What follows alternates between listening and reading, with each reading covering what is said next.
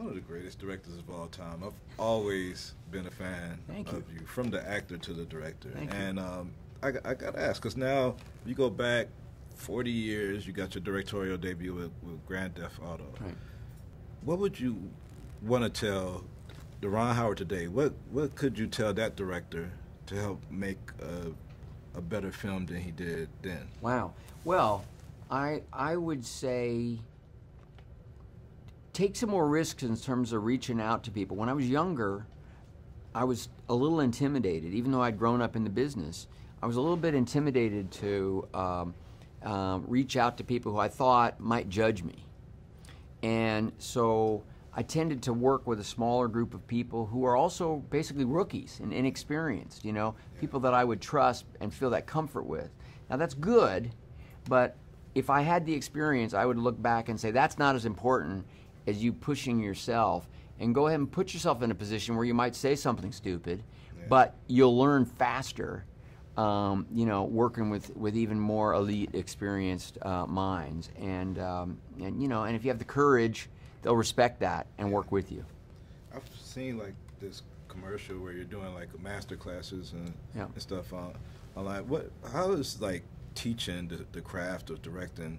Has that helped you grow as a director at all to teach it? Well, that master class is the first time I've really made an organized attempt to do that. It's something I've thought about my whole life. And occasionally I'll get to talk to a class, and I always have interns who are mentees to come in and be around the movies that I'm working on. But that's the first time that I had to organize myself around it, and I did learn a lot. I think there's something to that old adage that, you know, if you the minute you begin to teach, you're going to learn more yourself, so it was interesting. But it's also one of these careers where you can never know everything, and it's all moving parts. Things change movie to movie. When Star Wars was created, nobody could have imagined that it would have this much life in it to keep going, this many episodes and years and deviations.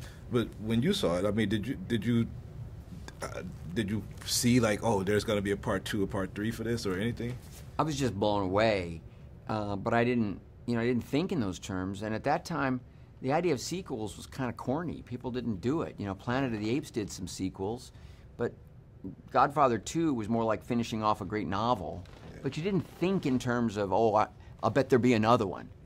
And so it was kind of shocking when he came out with Empire Strikes Back, and it really opened up a new relationship that people could have with characters in movies. And of course now that's the first thing we think when we see something that we really love is, I wonder if they'll do another one.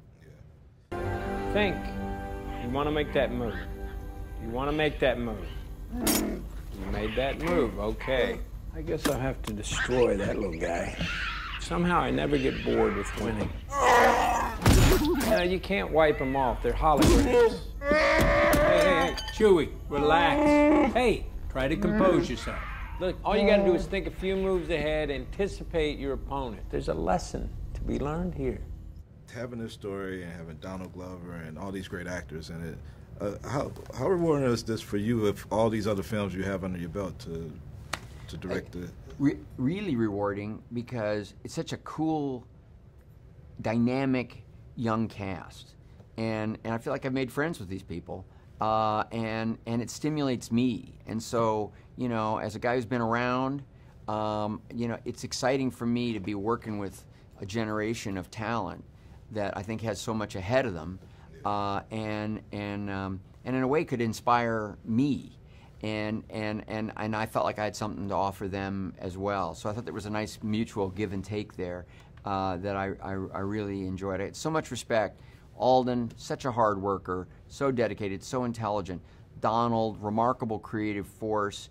One thing I really like about Donald, and I relate it to a few other actors I've worked with, is that he's a great writer. And then when I found out he started off as a writer first, it made total sense to me.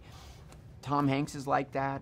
Steve Martin's like that. Russell Crowe's like that. These are people who kind of think like writers, and then they can plug themselves into it, and I saw that with Donald. Great job. Cool. Thanks a lot.